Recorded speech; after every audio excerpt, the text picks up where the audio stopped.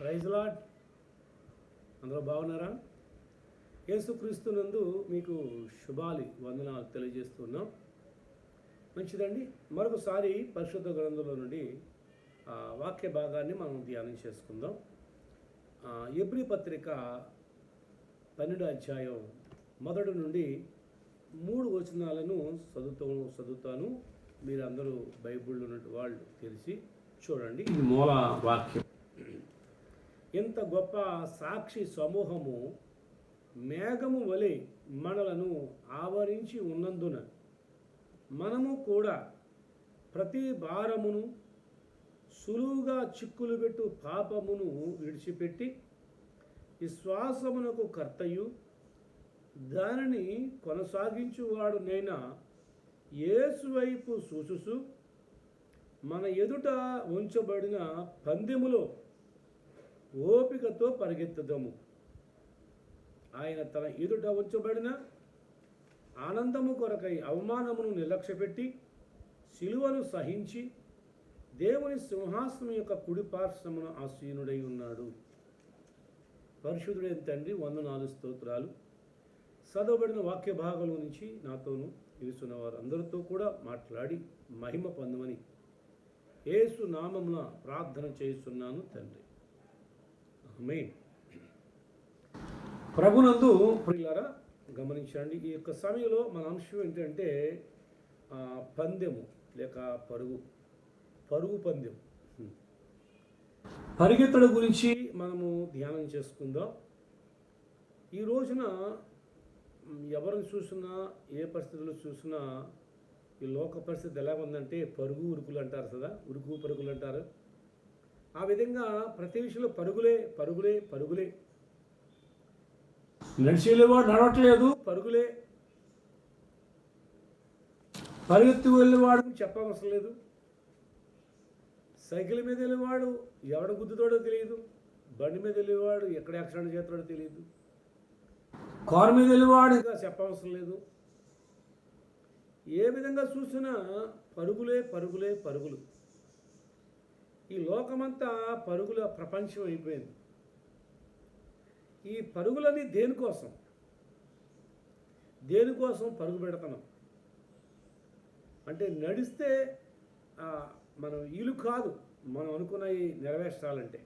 కాబట్టి ప్రతి ఒక్కడు కూడా చిన్నపిల్లవాడు మొదలుకొని పెద్దవాళ్ళ వరకు అందరూ పరుగులే. చిన్నపిల్లలు స్కూలుకు పరుగులు,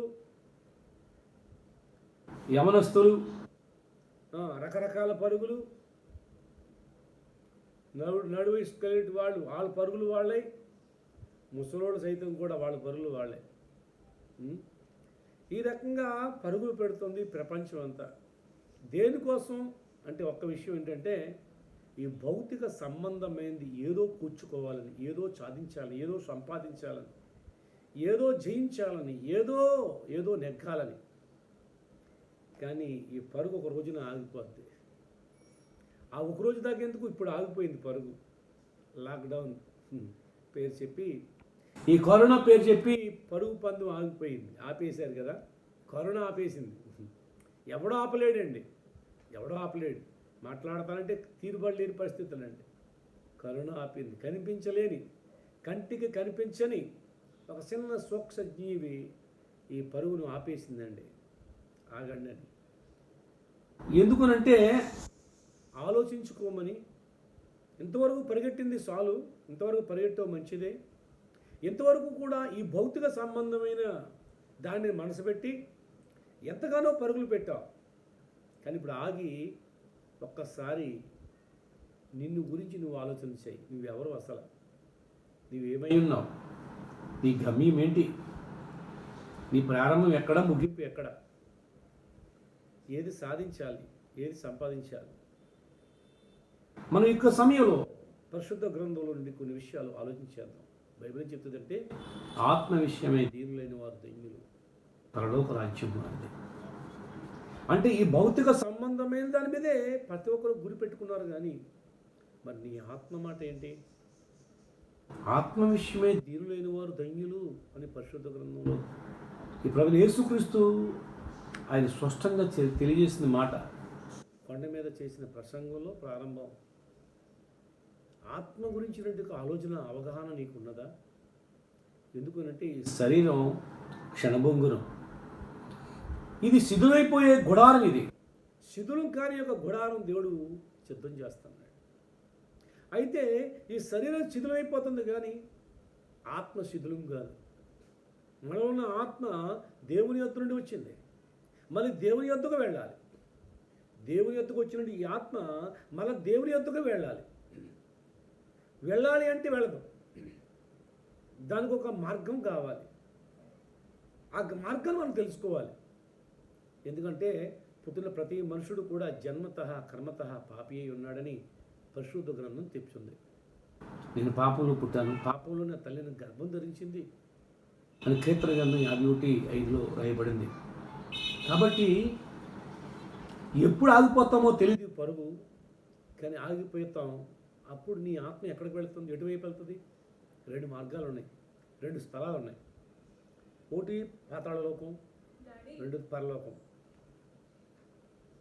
కాబట్టి పాతాళలోకంలోకి వెళ్ళాలన్నా పరలోకంలోకి వెళ్ళాలన్నా అది మన చేతిలో పెట్టాడు దేవుడు.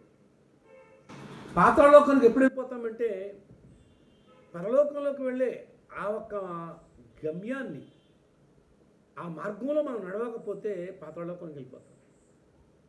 అవునండి, ఎందుకంటే మనమందరము కూడా జన్మతః పాపులు. పాపానికి వచ్చే జీతం మరణం, అదే అగ్నిగుండం. ఆ మరణం తప్పించుకోవాలంటే ఒకే ఒకటి ఏంటంటే యేసుక్రీస్తునందు విశ్వాసం ఉంచాలి. మన పాపానికి బదులుగా శిక్షని భరించి మనకు రక్షణ కలుగజేశాడు. యేసు ప్రభుని విశ్వసించడం ద్వారాగా మనకు నిత్య జీవం మనకు లభ్యమవుతుంది, పరలోక రాజ్యం మనకు దొరుకుతుందండి. ఆ పరలోక రాజ్యం మనం వెళ్ళాలంటే, ఈ శిక్షను తప్పించుకోవాలంటే యేసుక్రీస్తునందు మనం విశ్వాసం ఉంచవలసినటువంటి వారమై ఉన్నాం. యేసుక్రీస్తునందు మాత్రమే ఈ రక్షణ కలుగుతుందండి. కాబట్టి ప్రభునందు ప్రియమైన దేవుని బిడ్డలారా, మనందరము కూడా ఈ లోక సంబంధంగా, ఈ భౌతిక సంబంధంగా ఆలోచన చేస్తున్నామే కానీ ఆత్మ సంబంధంగా ఆలోచన చేయట్లేదు. ఆత్మ సంబంధంగా అసలు అవగాహన లేకుండా ఉన్నాం. ఈ ఆత్మకి మరణం లేదు. పాతాళలోకానికి వెళ్తే అక్కడ శిక్ష పొందుతుంది, పరలోకంలో వెళ్తే అక్కడ ఆనందిస్తుంది. కాబట్టి పాతాళలోకం అనేది సిద్ధంగా ఉంది అందరి కొరకు. ఈ లోకంలో పేదవాడని లేదు, ధర్మవాడని లేదు, రాజు అని లేదు, మంత్రి అని లేదు. అందరి కొరకు కూడా పాతాళలోకం నోరు తెరుస్తూ ఉంది. ఇక్కడ నీ పరుగు మందు నీ యొక్క ఆ ప్రయాణం ఆగిపోగానే పాతాళలోకం ఉంటావు కళ్ళు తెరగానే. పరలోకంలో వెళ్ళాలి అంటే యేసుక్రీస్తు ఉండాలి నీ జీవితంలో. యేసుక్రీస్తునందు నీవు ఉండాలి. ఒకసారి యేసు ప్రభు వారు ఒక ఉపమానం చెప్పాడు, ఒక సందర్భం చెప్పారు. ఆయన ధనవంతుడు ఒకడు ఉండేను, లాజరు ఒకడు ఉన్నాడని.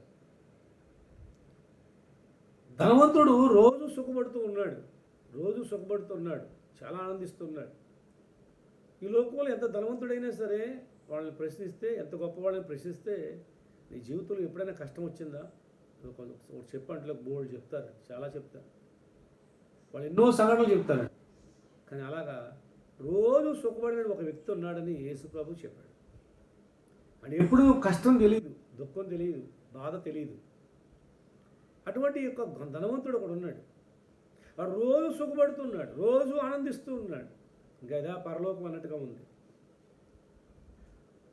అయితే ఆయన సముఖంలో, ఆయన వాకిట్లో దరిద్రుడనేవాడు ఒకడు ఉన్నాడు. ఆ వాకిట్లో దరిద్రుడనేవాడు ఒకడు ఉన్నాడు. రోజు కూడా అతడు ఆ వాకిట్లో పడి తన కడుపు నింపుకోవాలని ఎదురు చూసినా కానీ ఈ ధనవంతుడు ఆయనకి ఏం పెట్టుబడి కాదు. కానీ తినగా మిగిలింది ఉంటే ఆ కుక్కలకు వాడేసేవారు పెంటలో.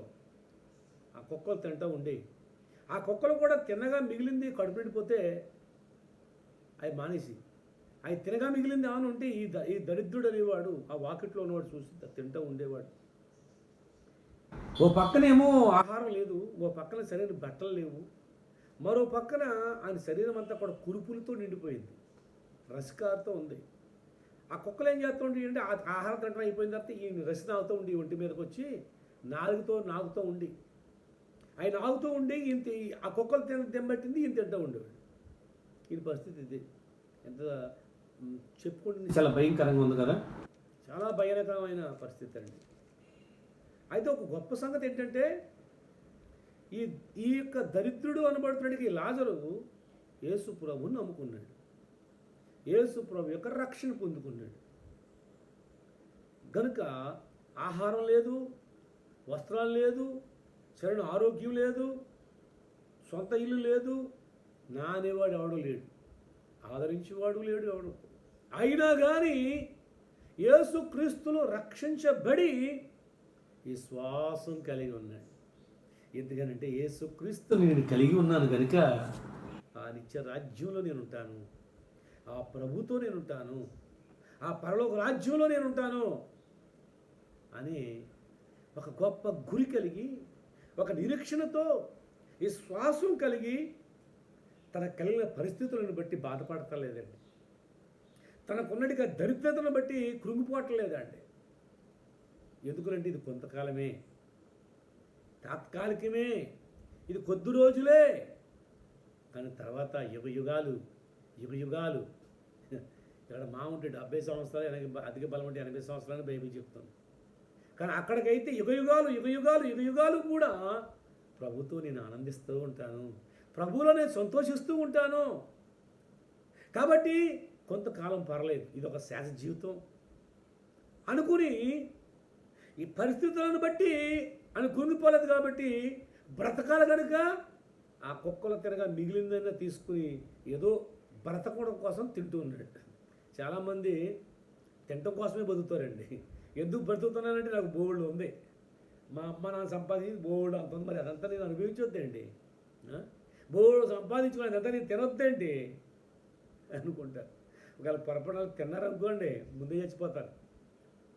ఏమండి ఎంతైతే అవసరానికి మించి తింటే ఏమొద్దో తెలుసా అండి, 80 ఏళ్ళు బతికేవాడు 40 ఏళ్ళకి చచ్చిపోతాడు అవసరానికి. అంటే ఇప్పుడు డాక్టర్లు చెప్పేది ఏంటంటే తిండి లేక చచ్చిపోయిన వాళ్ళకంటే తిండి ఎక్కువై చచ్చిపోయిన వాళ్ళు ఎక్కువ అంట. జాగ్రత్త, 100 ఒక మెలిటిని ఏదైతే తినేయకండి. మీ వయసును బట్టి, మీ పరిస్థితిని బట్టి తగినంత బ్రతకడం కోసం తినండి, తినటం కోసం బ్రతకొద్దండి. ఉంటే ఉండవండి, మీతో పాటు ఎవరికైనా పెట్టండి, పర్లేదు, అదే నీ పరలోకం వచ్చేదండి. ఈ ధనవంతుడు ఉన్నాడే, ఒక్క మాట చెప్పాలంటే అసలు తింట కోరికే బతుకుతున్నాడు అన్నట్టుగా ఉందండి. ఆయన ఉందగాడు సుఖం అనుభవిస్తున్నాడు, ఆనందిస్తున్నాడు రోజు కూడా. ఇదే పరలోకం అనుకుంటున్నాడు. ఈ లాజరు చూసినప్పుడల్లా ఆయనకి భలే విచిత్రం అనిపిస్తుంది. దేవుడు అంటాడేంటి, భోజనం లేదా దేవుడు అంటున్నాడు, ఆరోగ్యం లేదా దేవుడు అంటున్నాడు, బట్టలు లేవా దేవుడు అంటున్నాడు, ఇల్లు లేదా దేవుడు అంటున్నాడు, నానే దిక్కు లేదు దేవుడు అంటున్నాడు అని నవ్వుకునేవాడు. అలాగే కనపడతాండి ఇక్కడ ఉండగా అలాగే అనిపిస్తుంది. అంటే యేసుక్రీస్తునందు ఉన్నటువంటి వాళ్ళు ఎప్పుడు కూడా ఏదో లేదని బాధపడరండి. ఉన్న దాన్ని బట్టి దేవుడు స్తుతిస్తా, నాకు ఇది ఇచ్చినందుకు నీకు కృతజ్ఞతలు, ఇది నాకు అనుగ్రహించినందుకు నీకు వందనాలు అని దేవుని వాక్యం అదే చెప్తుంది. నీకు ఏ స్థితిలో ఉన్నా తృప్తి కలిగి ఉండమని చెప్తుంది. నిజమైన ధనవంతుడు ఎవరో తెలుసా? నిజమైన ధనవంతుడు అవండి లక్షాధికారి కాదు, కోటీశ్వరుడు కాదు. నిజమైన ధనవంతుడు ఈ లోకంలో ఏదో సంపాదించినోడు సాధించినోడు కాదండి. నిజమైన ధనవంతుడు ఎవరు అంటే తృప్తి కలిగినట్టువాడు. నిజమైన ఐశ్వర్యవంతుడు ఎవడంటే తృప్తి కలిగినట్టువాడు. నిజమైన ఆనందించేవాడు ఎవడంటే తృప్తి కలిగినవాడు. ఏవండి లక్షాధికారి అయితే సుఖమైన తృప్తి లేకపోతే నిద్ర పట్టదు కదా, తృప్తి లేదు కదా. కోటేశ్వరుడు అయితే సుఖమైన తృప్తి లేదు కదా. తృప్తి లేని నీకు పరిస్థితులు, ఏ స్థితిలో నీవు ఉంటే నీకు ప్రయోజనం ఏంటి? కానీ యేసుక్రీస్తుని కలిగి ఉండటమే తృప్తి అండి. ఆయన మనకు తృప్తినిస్తాడు. అలాంటి తృప్తి కలిగి ఈ దరిద్రుడు జీవిస్తూ ఉన్నాడు. ఏమి లేకపోయినా సరే స్తోత్రం. క్రైస్తవులకి స్తోత్రం. అర్థమైందండి? క్రైస్తవులకి బాధ వచ్చినా స్తోత్రం, సంతోషం వచ్చినా స్తోత్రం, శ్రమ వచ్చినా స్తోత్రం, ఏమండి మేలు కలిగిన స్తోత్రం, ఆనందమైన స్తోత్రం, దుఃఖమైన స్తోత్రం. అన్ని పరిస్థితులకు స్తోత్రమే సూత్రం. అది మాత్రం గమనించాడు అంతే. అలాగే అన్ని పరిస్థితుల్లో కూడా ఈ దరిద్రుడు దేవుణ్ణి ఇంత మాట అనలేదండి. దేవుడైతే నాకు ఈ దరిద్రత ఎందుకు పెట్టాడు అని అనలేదు. దేవుడైతే నాకు ఈ అనారోగ్యం ఎందుకు పెట్టాడు అనలేదు. దేవుడైతే నాకు దిక్కులేని వాడు ఎందుకు చేశాడు అనలేదు. దేవానికి స్తోత్రం, దేవానికి గొప్ప రక్షణకు ఇచ్చేందుకు స్తోత్రం అని తృప్తి కలిగి ఉన్నాడు. కానీ ధనవంతుడు ఎలా ఉన్నాడు తెలుసా? రోజు సుఖమే, పైగా ఓదారంగు వస్త్రాలు తొడుక్కున్నాడని బైబిల్ చెప్తుంది. అంటే పట్టు వస్త్రాల కంటే కూడా విలువైనవి అనమాట ఆ రోజుల్లో. ఓదారంగు వస్త్రాలు అంటే అప్పట్లో పట్టు వస్త్రాలు లేవు, యోధారంగు వస్త్రాలు. అవి చాలా, మనం ఇప్పుడు పట్టు వస్త్రాలకి ఎంతైతే తెలుస్తాం అంతకంటే విలువైనవి అనమాట. అలాంటి వస్త్రాలు తీసుకుంటున్నాడు రోజు కూడా, రోజు ఆనందిస్తున్నాడు, రోజు సుఖపడుతున్నాడు.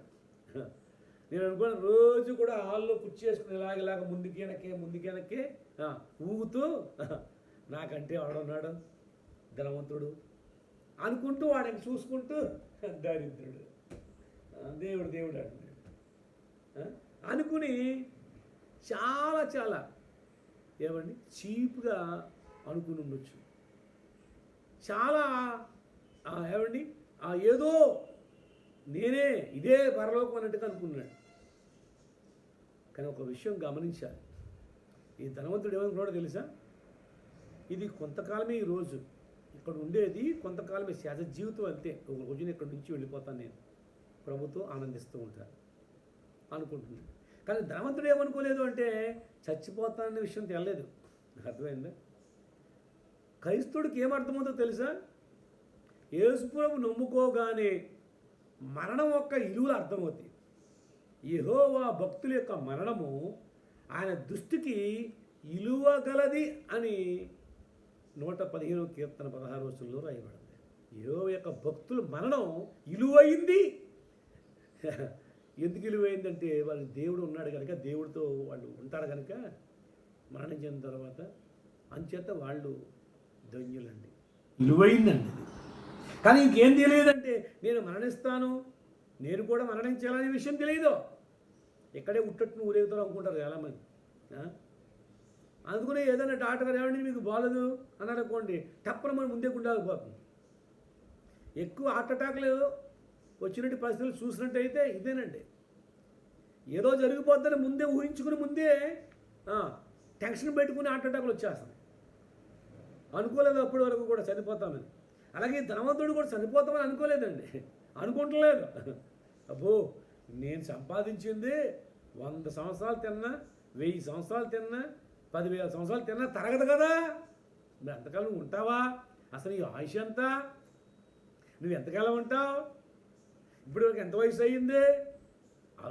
ఆలోచించేయరండి.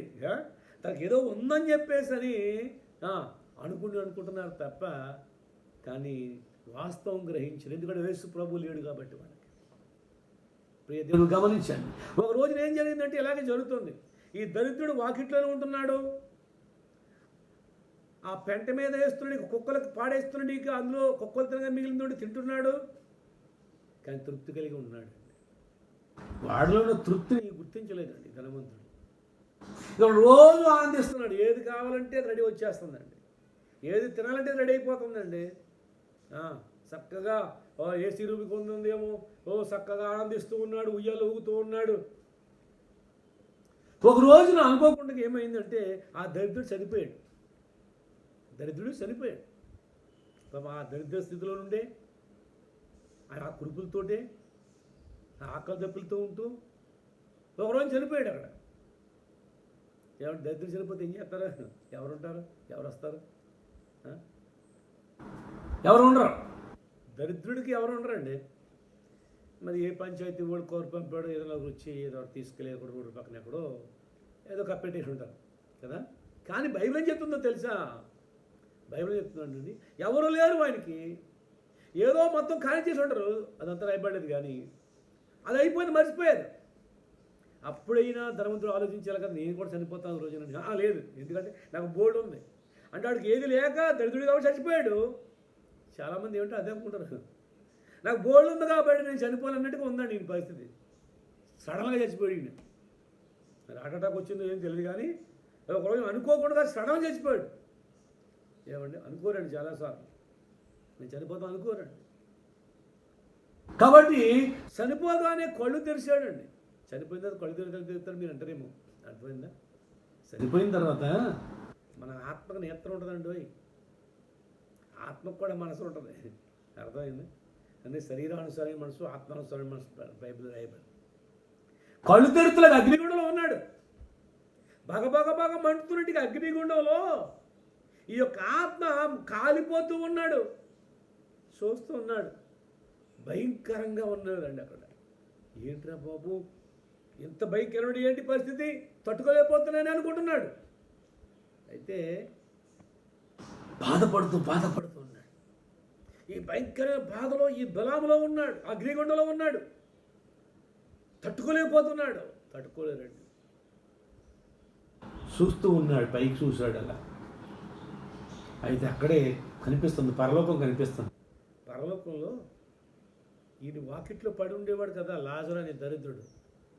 వాడు అక్కడ ఒక భక్తుడు ఉండేవాడు, పూర్వదినాల అబ్రహాంని. ఆ అబ్రహాం రొమ్మును ఆనుకుని, ఆయన తొడ మీద కూర్చుని రొమ్మును ఆనుకుని ఆనందిస్తూ జ్వాలపాట పాడుకుంటాడట అక్కడ. అంటే ఈ శరీరం పాతాళలోకానికి వెళ్తే పరలోకానికి వెళ్తాం. ఈ శరీరం మట్టి కాబట్టి మట్టిలోనో, లేకపోతే దహిస్తే బూడిదో అయిపోద్ది. ఆత్మకు మాత్రం పాతాళలోకం వెళ్తుంది, అర్థమైంది? ఆత్మకి ఇనికిడి జ్ఞానం వస్తుంది అన్నమాట, అర్థమైందండి? అందుచేత అంతకితం గతమంతా కూడా తెలిసిపోద్ది, చెప్పవలసిన లేకుండా తెలిసిపోద్ది. ఈ భౌతికంగా చెప్పాలి, తెలియని ఎవరో తెలియదు ఫలాని. చనిపోయిన తర్వాత అబ్రాహ్మ ఎవరు, ఆదాము ఎవరు, నబాహ ఎవరు, ఇస్సాకు ఎవరు, యాకోబు, యేసు ఎవరు మొత్తం చెప్పక్కలేకుండా తెలిసిపోతుంది, అర్థమైందా? అలాగనే పైకి చూసినప్పటికీ అక్కడ అబ్రాము రొమ్మును ఆనుకుని ఆనందిస్తూ ఉన్నాడు అండి లాజరు. ఇక్కడ దరిద్రుడిగా ఉన్నాడు, కురుబులతో ఉన్నాడు, ఆకలి దప్పులతో ఉన్నాడు, సరైన వస్త్రం లేకుండా సింపిరి గుట్టలతో ఉన్నాడు, ఆ సింపిరి తలతో ఉన్నాడు.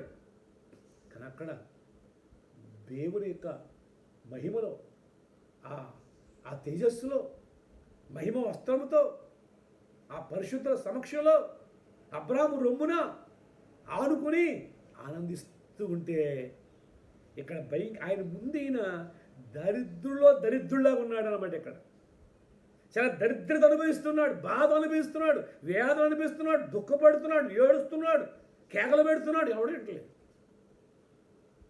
అప్పుడు పైకి చూసినప్పటికీ లాజర్ని గుర్తుపట్టాడు. లాజర్ని గుర్తుపట్టాడు. ఎప్పుడైతే లాజర్ని గుర్తుపట్టాడో అబ్రాముని గుర్తుపట్టాడు. చెప్పాను కదా, చనిపోయిన తర్వాత ఎవరు చెప్పవస్తుంది, అందరికీ కూడా అందరూ తెలిసిపోతారండి.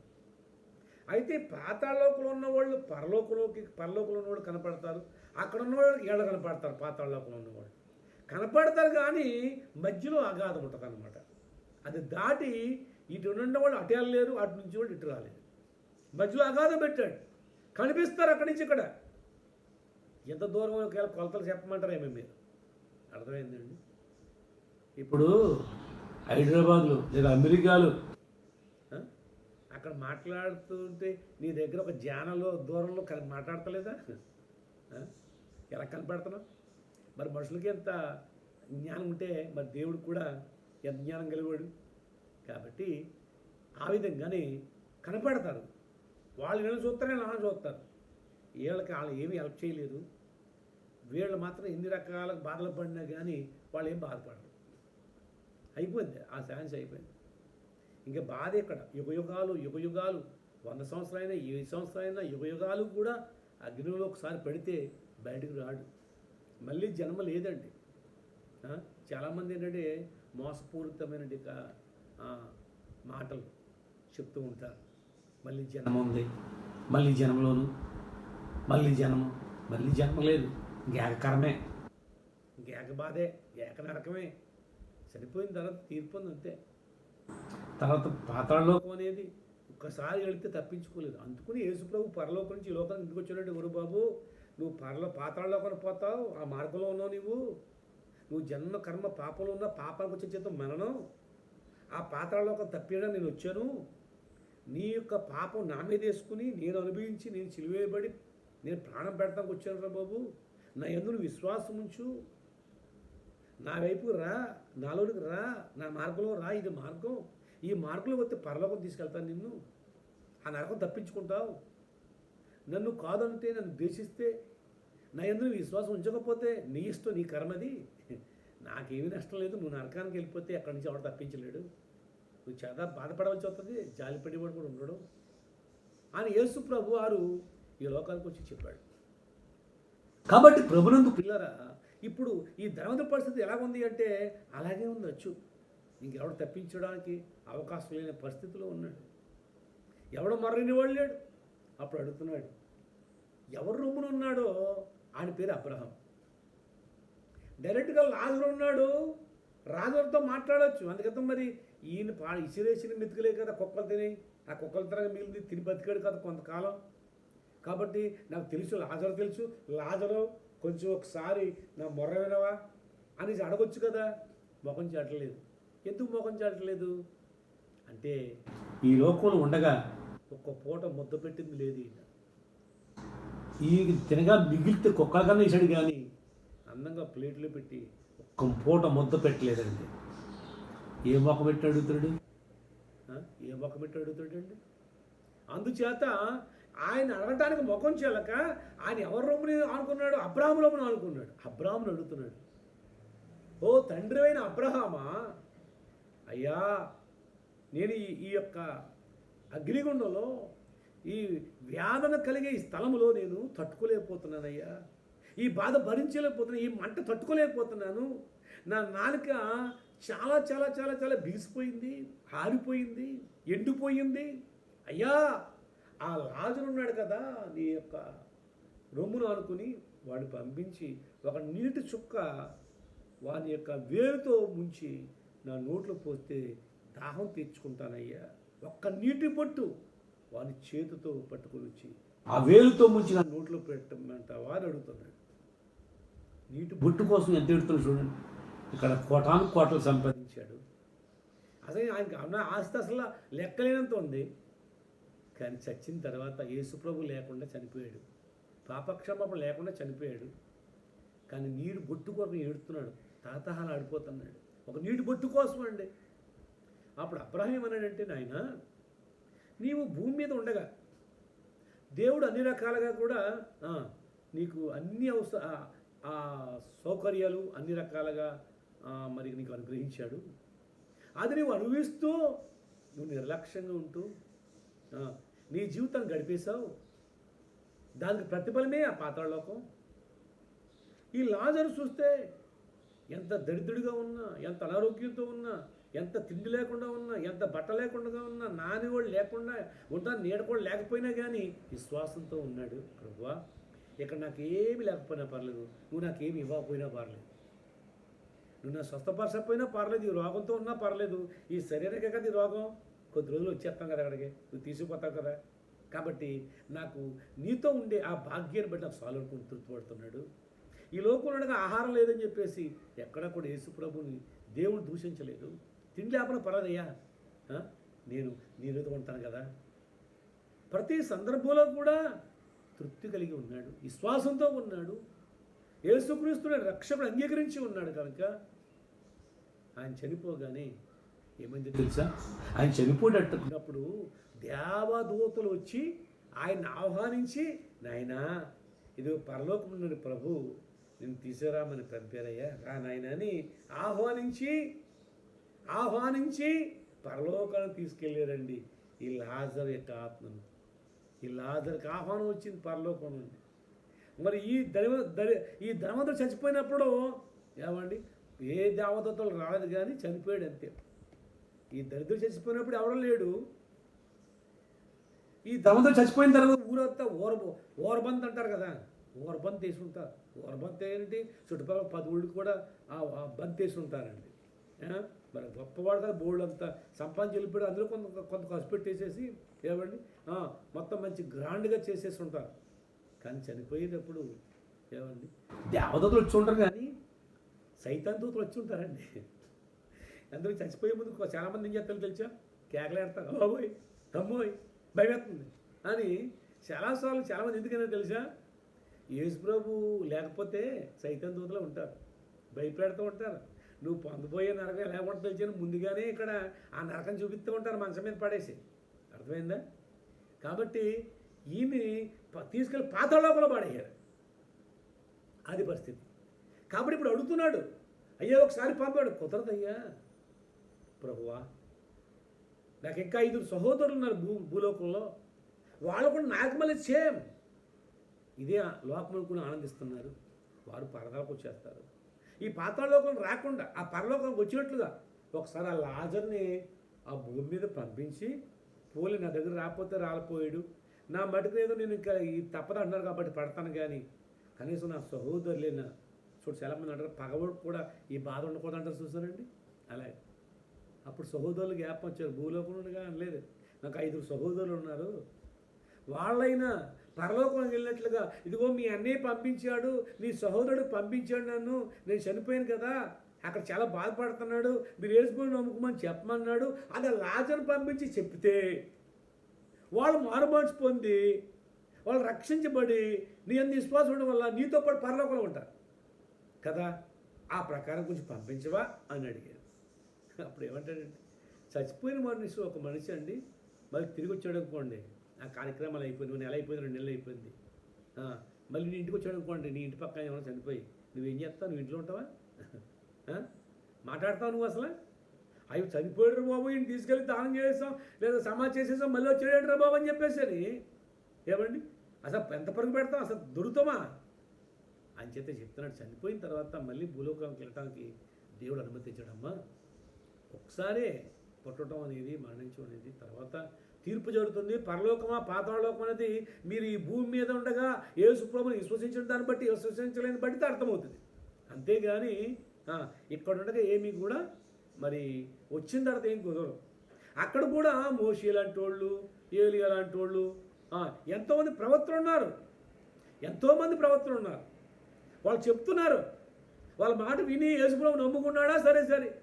చాలామంది పాస్టర్లు ఉన్నారు, సువార్త చేస్తున్నారు, పత్రికలు పంచుతున్నారు, యేసు ప్రభువు నమ్మండి అని చెప్తున్నారు. వాళ్ళ మాటలు విని ఆ వాళ్ళు యేసు ప్రభువు విశ్వసిస్తే ఇక్కడికి వస్తారు, లేదా నీతో పాటు నరకమే. కనుక చనిపోయిన తర్వాత ఇక్కడి నుంచి పంపడం అనేది జరగదు నాయన అని ప్రభువారు తెలియజేశారు. కాబట్టి ప్రియమైన దేవుని బిడ్డలారా గమనించండి, దేవుని వాక్యం బట్టి మనం గమనిస్తే ఈ లోకంలో దేవుని ఏదో ఉంది కదా అని మరి ఎరవేయవద్దు. ఏదో సంపాదించాలి సాధించాలని ఈ పరుగుల పందెంలో నీవు ఒకవేళ విరామం లేకుండా పరిగెడుతున్నాము, వెనక్కి తిరిగి చూడకుండా పరిగెడుతున్నామేమో. ఈ పరుగు ఆపి, ఆల్రెడీ కరోనా వల్ల ఆపేశారు, కరోనా ఆపేసింది కదా, ఆలోచించి ఈరోజు ప్రభు పిలిస్తే లేక నీ పోతే ఎక్కడికి వెళ్తావు? నీ గమ్యం ఏంటి? పరలోకమా పాతాళలోకమా? ఏమంటే 2 స్థలాలు కాసుకుని ఉన్నాయి. ఒకటి ఏంటంటే పాతాళలోకం మాత్రం నూరు తెలుసుకుని ఉంది. ఈ భూమి మీద ఉన్న ప్రజలను ఒకసారి చచ్చిపోయినా సరే ఆ పాతాళలోకం ఒక మూలకు కూడా రారన్నట్టు అందరూ కలిసి, అంత ఉంటుంది పాతాళలోకం అంటే. అర్థమైంది? సముద్రంలో రాయి సిరితే, సముద్రంలో ఓ రాయి సిరితే ఏమండి, ఆ రాయి ఆ సముద్రంలో ఎన్నో వంతు. అలాగే పాతాళలోకం కూడా ఈ భూమి మీద ఉన్నవాడు అందరూ ఒకేసారి చనిపోయి పాతాళలోకం పోతే సముద్రంలో రాయి ఎత్తి అంతే అంత ఉందండి పాతాళలోకం అంటే. ఎందుకో తెలుసా? ఏమండి, ఎవరైతే యేసుక్రీస్తు విశ్వసించలేదో వారిని మింగటానికి ఎదురు చూస్తాం. అందులో ఒకసారి పడ్డాడా వెలిగాడు. 100 సంవత్సరాలు కాదు, 1000 సంవత్సరాలు కాదు, యుగయుగాలు కూడా ఏమంటే అక్కడ పండ్లు కురుతూ ఏడుతూ ఆ భయంకరమైన మరణాన్ని భరించారు. కాబట్టి ఒకసారి ఆలోచించేసి, ఇప్పుడు నువ్వు ఆలోచించేసి నీ పరుగు ఆపావు కదా, ఆలోచించే. యేసుక్రీస్తు అందరికీ ప్రభు, ఆయన ఎందున్న వారికి ఏ శిక్ష విధి లేదు. కాబట్టి ఆయన పార్పు కొరకు వచ్చాను కానీ నీతి బతుకు రాలేదు అన్న. ఓ ప్రయాసపడి భారం మూసుకుని సమస్త నా ఎద్దుకు రండి, నేను మీకు విశ్రాంతి కలగజేస్తానని చెప్పాడు. కాబట్టి మరి ఆయన మాట విని ఆయన విశ్వసించాడు. ఒకప్పుడు మాకు తెలియదు, కానీ ఆయన విశ్వసించే భాగ్యాన్ని దేవుడు మాకు వచ్చాడు, మీకు అనుగ్రహిస్తున్నాడు. ఈ మాటలు వింటున్న వారిలో ఇంకా ప్రభు నమ్ముకోకపోతే ప్రభుని నమ్మండి, ఆ పాతలోకి తప్పించుకుందాం. అవునండి, ఒకరి కరుణ బారిన పడకుండా తప్పించుకోవచ్చు, కానీ పాతాళలోకం తప్పించుకుంటాం ఎవరి తరం కాదు. యేసు ప్రభునందు ఎవరైతే ఉన్నారో వాళ్ళు మాత్రమే ఆ పాతాళలోకం తప్పించడానికి ప్రభు మార్గాన్ని సిద్ధపరిచాడు. ప్రభువులో ఉండడం వల్ల ప్రభువే తప్పిస్తాడు దాని నుండి. కనుకనే కరుణను తప్పించుకోవచ్చు, పాతాళలోకం తప్పించుకోలేము. నువ్వు ఎవరైనా సరే ఈ లోకమంతా సంపాదించుకుని తన ప్రాణాన్ని పోగొట్టుకుని ఆ నరకానికి పోతానికంటే ఏంటి ప్రయోజనం? కాబట్టి సంపాదించింది మనం ఏం కూడా పట్టుకెళ్ళం. సంపాదించడం తప్పు కాదు, కానీ అదే జీవితం అనుకోదు. ఏమండి, అసలైన జీవితం పరలోకంలో మనకు ఉంది. అక్కడే మన పౌరుషత్వం అక్కడ ఉంది. ఇది పునాదులు లేని యొక్క భూలోకం, పునాదులు లేని పట్టణం. ఇది అది పునాదులు గల పట్టణం పరలోకం. ఇక్కడ యుగయుగాలు కూడా దేవుని దూతల వలె ఉంటాం. అక్కడ నిత్యము ఆనందిస్తూ ఉంటాం దైవ సన్నిధిలో, ఆ గొర్రె పిల్ల యొక్క ఆ ఎలుతురులో, ఆ ఎలుగులో. అటువంటి మరి స్థలంలో దేవుడిని ఆహ్వానిస్తూ ఉన్నాడు. పరలోక రాజ్యం సమీపించింది, మారు మనసు. అవును, మన ముందున్న పందెములు ఓపుతో పరిగెట్టాలంటున్నాడు కదా, పరుగు పెట్టాలి. త్వరగా వస్తున్నాడు ఆయన త్వరగా వస్తున్నాడు. రాక పూర్వమే నువ్వు యేసు ప్రభు వైపుకి పరిగిపెట్టు. యేసు ప్రభు పెడితే ఆయనకి దొరుకుతాడు. ఆయన సమీపంగా నుండిగా నువ్వు వేడుకో. ఆయన దాటిపోయిన తర్వాత నీకు దొరకడం. ఇది కృపాదినాలు దాటిపోయి, ఈ కృపాదినాలు ముగించబడిపోయి ఆ రోజు దగ్గర పడతాం. అది కాకమునిపై ఇప్పుడే యేసు ప్రభువుని విశ్వసించు. నీ పరుగు లోపంలోకి వెళ్ళి పరుగు ఆపి ప్రభులో పరిగెట్టు. నీవు గమ్యం చేరతావు, లేకపోతే నీ చిరకం తప్పించుకోలేవు. కాబట్టి దేవుడు నిన్ను, మీ కుటుంబాన్ని, దేవుడు ఈ పాతాళలోకం తప్పించి పరలోకాన్ని అనుగ్రహించి మిమ్మల్ని రక్షించును కాక. మేము ప్రార్థన చేద్దాం. పరిశుద్ధుడైన తండ్రి, వందనాలు, స్తోత్రాలు. కృపగల యేసయ్య వందనాలు. సకల ఆశీర్వాదములు కారణభూతుల స్తోత్రం. ఇప్పటివరకు కూడా ఇప్పుడైన వాక్యం ఫలింపచేయండి. నిన్న బిడ్డలందరినీ కూడా ఆదరించి బలపరిచి నీ నామానికి భయం తెచ్చుకోండి. యేసు నామములో ప్రార్థన చేస్తున్నాం తండ్రి. Amen. Praise Lord. God bless you.